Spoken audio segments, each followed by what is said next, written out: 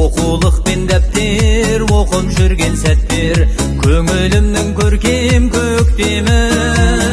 Мектебім киелі, қастерлі мекенім, өзіңмен биікке жетемін. Қоңыраудың үні жүрегіме жылы, ойласам қуанып кетемін. Жайсан жандар білең, мереке деп білем, мектебімде жүрген әр күнім.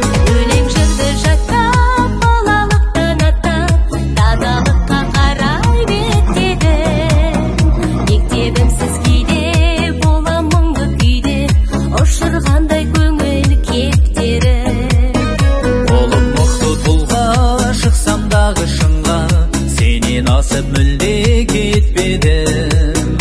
Биіктерге қонсам, жақсы адам болсам, сенің арқаң менің мектебім.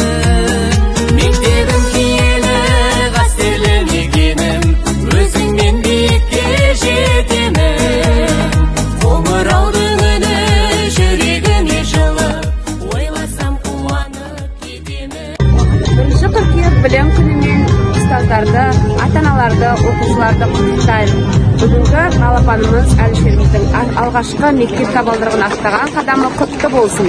Айнұр Аятовнаның білім нәрімесін шыңдатып, мықты тәрбие береді деген сенімдеміз.